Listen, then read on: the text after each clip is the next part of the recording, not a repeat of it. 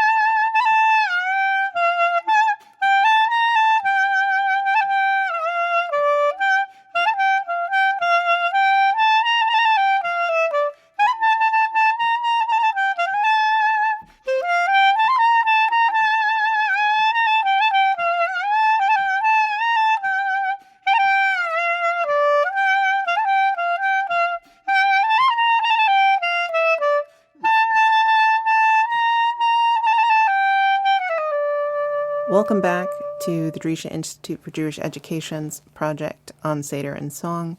This is our fourth and final episode for this season on Symbol and Song. So we had the same nigun performed by a different artist with a different instrument in our previous episode. What does this nigun bring up for you, Rabbi Silber? This particular nigun, actually, which is, I believe I mentioned yesterday, is an old Hasidic nigun.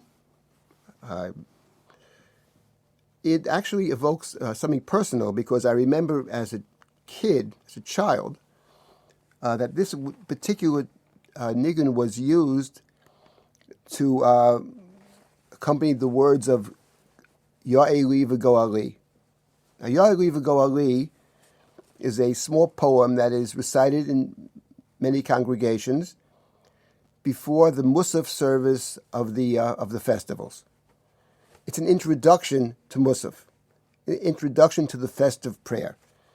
And it actually struck me as appropriate for our conversation about the Seder, because the Seder, which is on one hand the remembering of the experience in Egypt, the suffering in Egypt, and the Exodus, and that moment of leaving, we can think of it as the culmination of what happened in the past. But the truth of the matter is that it's actually also the beginning of our history. You know, it's interesting that on Pesach, the Torah, when it talks about the holiday of Pesach, talks about Passover, it never calls it a day of simcha, a day of joy. The other two festivals, the festival of Sukkot, the festival of Shavuot, in the Torah, it describes them as days of rejoicing. Passover is never described as a day of rejoicing, because in the Chumash it's much more about a day of opportunity. It's a day where we're free to make our choices, and hopefully we'll make good choices. We know that it's not always the case, but we are certainly more than grateful for the opportunity to make choices. So it's really about beginnings.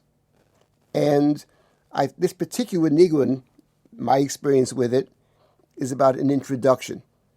So I thought for that reason, it's not a bad way to introduce two of these four podcasts, which have a focus upon the Seder. It's also interesting that these two nigunim were played by two different artists. We just heard Andy Statman, rendition on the clarinet. Yesterday, Abai played on the piano. And to underscore that when it comes to song, it comes to expression and religious expression, different people express things differently. We don't expect just one expression. And the beauty of song and the beauty of our tradition is that it leaves space for people to express themselves in all kinds of ways. So it's interesting to hear these two songs, which have the same notes, essentially, but they sound different. There's a different feeling to them. And that's, I think, important also when we're thinking about song. That's a dimension of song that has great religious relevance. Thank you. So getting into the bigger questions of this episode, which is dealing with symbol and, of course, song and ritual. Why is ritual important? I think that ritual has several dimensions to it.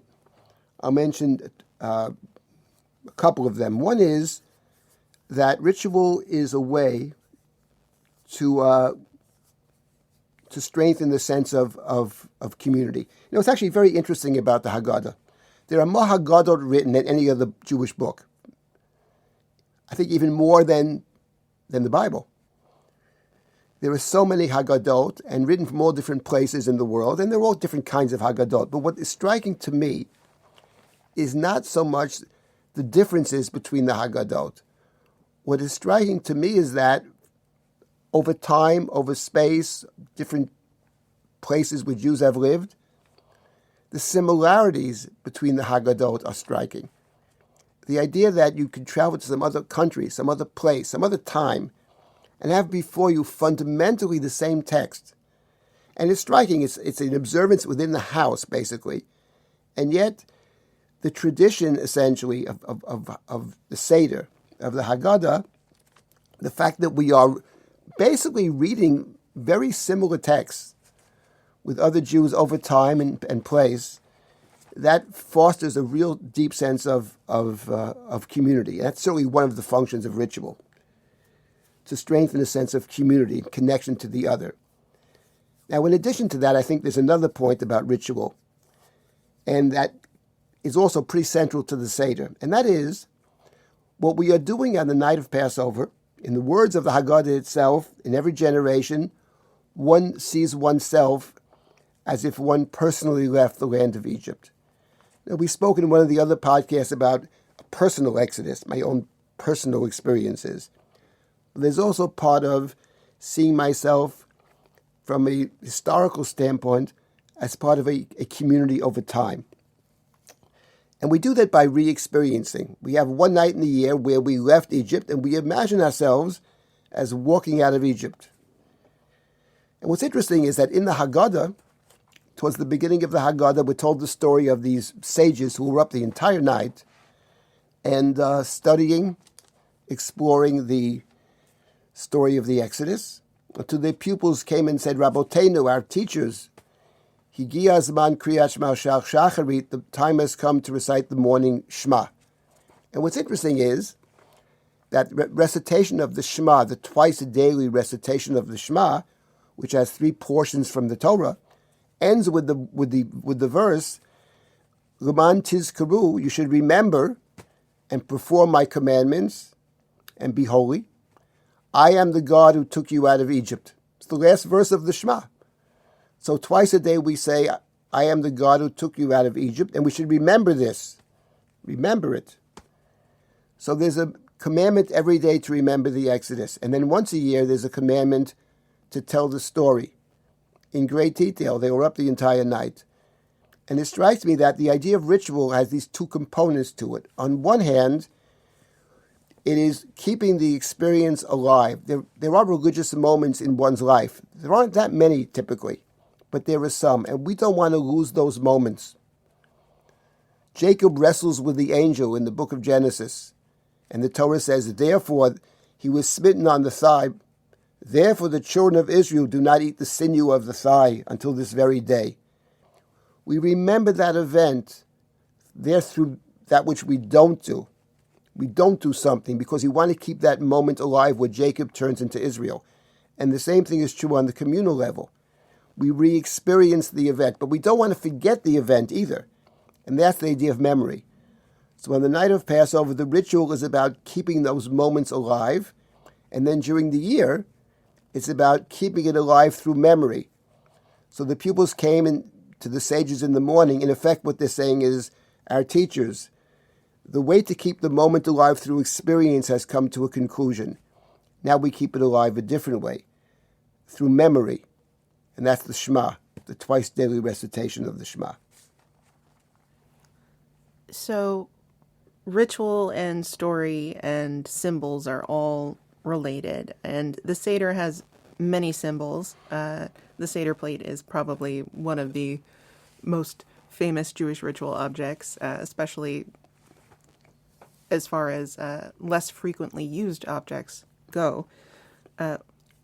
Why do we have so many symbols? What are they there for? What are they about? What do they do? I think the symbol has the matzah, the maror, seeing them before us. You know, there's a statement in the Haggadah, towards the end of the first section, which is taken from the Mishnah. Whoever doesn't say these three things, mention these three things, the paschal sacrifice, the matzah, and the bitter herbs, has not fulfilled one's obligation. And in other words, what we are doing in the first part of the Seder with our questioning, with our study, trying to understand the significance of the Exodus, we are studying, and study is certainly central to our tradition. In fact, the Seder has both study and it has the sacrificial. The meal is a sacrificial meal. We don't have a sacrifice, but we stand in for it with the Afikomen. And the question is the relationship between these two things. And I think what the symbols represent for us, there's study and there's symbol. There's study and there's ritual. And I think what it means something in two different ways. It means that it's important to try to understand what we're doing, not to simply do things by rote. Before you eat the matzah, you want to understand its significance. In general, we don't want to do things just because we do them. There is a value to tradition, no question. We want to understand. But there's another side to it as well. And that is that which we are studying should actually turn into something that we do. Study in and of itself is significant, but it's important because it leads us in a certain path, a certain mode of behavior, a certain understanding. It has to result in action. And yes, the more we study, the better we understand what we should be doing, and one leads to the other. So I think keeping those ritual objects before us at all times is a way to remind us that it's not study in and of itself, which is disconnected from a kind of reality. Yes, at the Seder, it's about fulfilling the obligations the Torah has placed upon us, but in a larger sense, it means that whatever we study, whatever we're trying to understand, that understanding should lead towards appropriate behavior.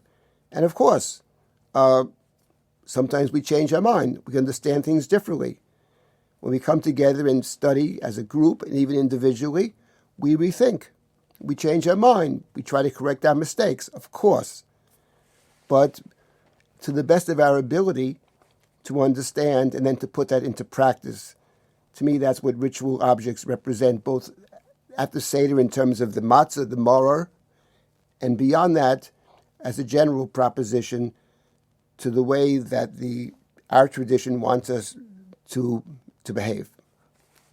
So when we're talking about leaving Egypt, Is that a hope, or is it an expectation? Is it a prayer? Is it a demand of some sort? What is this?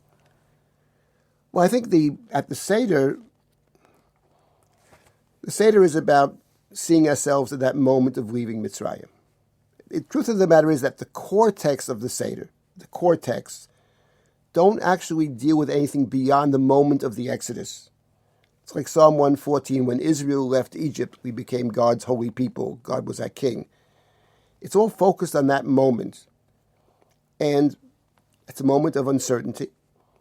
And what the Seder is about really is thinking beyond that moment. That was the moment we became a people, and now we had the ability to choose. But at the Seder, we are also, in effect, saying that we're moving, it's part of a process. The Seder sees us as being part of a covenantal process, which ends up in a very good place. On the table, we have the cup of Elijah. We have the fifth cup that we don't drink, which represents some kind of future redemption. We end the Seder by saying, L'shana haba b'Yerushalayim, next year in Jerusalem, Jerusalem being the temple, Jerusalem being the place of sacrifice, which is, in the tradition, the symbol of ultimately connecting to the divine. So there is a sense of hope, certainly, that we're on a good path, and that the Exodus is the beginning of that path. And I understood your question to be, at the Seder, do we express a certitude that we're going to arrive? Is L'shana haba b'Yerushalayim a statement of expectation, or is it a statement of prayer? It's a hope. It's a hope. Which of those is it? And I was thinking that actually we have a custom after the Seder to sing more songs. This song, the Hallel, is also the great Hallel afterwards, Psalm 136. The blessing of song, Nishmat, that's all at the Seder. And then after we finished, we sing more songs. That's been the common Jewish practice. One of the songs we sing, Adirhu, Yivne Beito B'Karov. We talk about God. God will build God's house soon, referring to the temple. It's the symbol of ultimately being in God's presence. And once again, there have been many tunes for Adirhu. So I think we should listen to two tunes of Adirhu. One is the standard tune that I grew up with, and many people grew up with in the Ashkenazic world. I was researching where this is from. It's coming, I believe, from, sounds like German music to me. And that's one tune. And then we have a different Adirhu. This is by Shlomo Carlebach. And this is a very different feel to it. And one of them, to me, feels like is more of an element of prayer. And the second is more, I think, the one I grew up with, is more in line with expectation. So let's listen to these two Adirhus, and they reflect two different approaches to L'shana haba b'Yerushalayim. Let's start first with the Adirhu, the standard Ashkenazic Adirhu.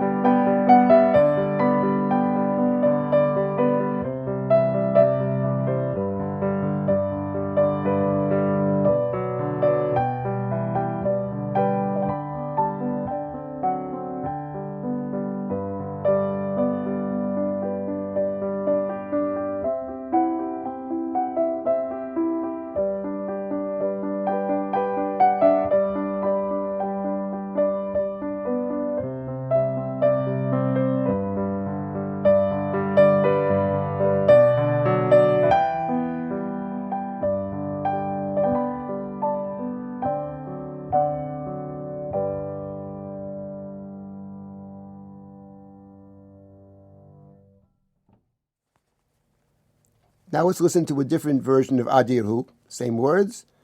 This is by Shlomo Carlebach, and this to me has a very different feel to it. There is more a sense of a prayer, I think. That's my take on it. But of course, songs lend themselves to a variety of interpretations.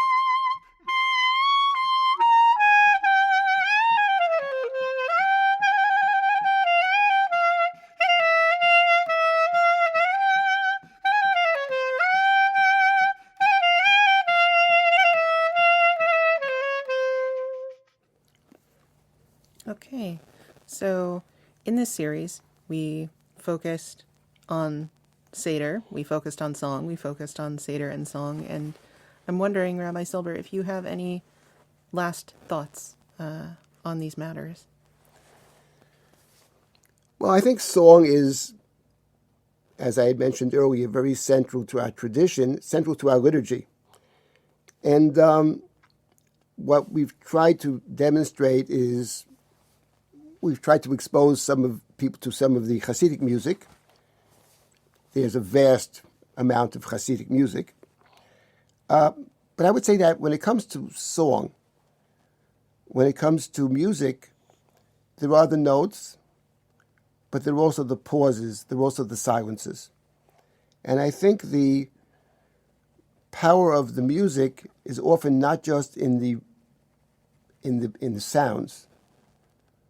One might say the sound of silence. It's very interesting that actually in biblical Hebrew, the word for song is shir, and the word for poetry is also shir. And the place where we have Jewish poetry, essentially, it's in the Bible in many places, but the book of poetry is the book of Psalms. And the book of Psalms contains many of the Psalms' superscriptions about how it is to be sung. So song and poetry are connected. And we know that in biblical poetry, for example, the Song of the Sea, Shirat Hayam, the way it's written with spaces. There's blank space between the words. And that the blank space is part of the poetry. And the silence is part of the song. And I think the idea of that, song in general, and the silence, is that there's always more. You can never fully express it. And that idea that you can never fully express it is central to the Seder. That's how the Seder begins. The Seder makes a statement about, the Haggadah makes a statement about the Seder. Kol hamarbe harezem mishubach. The more you say, the better. You can never say enough. The sages were up the entire night, and they were so engrossed, they didn't realize the night was over. And they would have continued way beyond, but their pupils said, time's up. Time to recite the morning Shema. And when we come to the Hallel, to the praise, and after we have all the praises, the Hallel, the 6 Psalms, and Psalm 136, and the blessing of song, Birkat Hashir, Nishmat Kol Chai. And what does it say in Nishmat? We never can say enough. Ilufinu malei shira kayam. If our mouth were filled with song of this, like the sea, the vast seas, eina nachlu maspikim. There's not enough to say. We can't fully express the gratitude. So the song is another way to express gratitude, but the song contains with itself the pauses and the silences. And the truth of the matter is that I think it's important to understand when it comes to song that the song has silences. In many places, when I'm hearing people sing songs, Jewish songs, nigunim, they try to fill in all the spaces. And that's not right. Because the spaces are important. spaces are making a very important statement. There's always more. There's things that we can't actually express. There's things that are not capable of expression, not in words and not even in song. The song does take us to different places. The song allows us to express things that we can't express simply with words. But even the song recognizes that there are things that we can't express, even with song, and that's the silences. So I think for the Seder, which is all about Hamar b'lesaper harezem meshubach, the more you say, the better.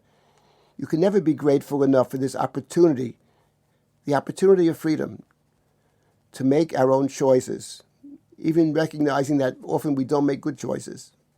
But we are so grateful that we can make the choices. And if you can make choices, you can be a whole person. And to fully connect to the divine, you can fully connect if we're a full human being. And a slave is not a full human being. So we're so grateful for that. We have the opportunity, and what the Seder moves us towards is an understanding that with freedom comes responsibility, and that we are obligated to make the best decisions that we can and to take full responsibility for our behavior, because we can't blame anybody else. We're not under anybody else's control at this point. We are free people. Nothing more appropriate to the Seder than song. And I think we should conclude by replaying a song that we heard in the context of Hallel. That was the Pitchuli, played very beautifully by Andy. And now we'll hear again, Pitchuli Sharei Tzedek, open up the gates. The one who was searching and searching for the house, for the place, to share the experience and to learn from others. Pitchuli Sharei Tzedek from the School of Mudgets. And we conclude our series on Seder and Song.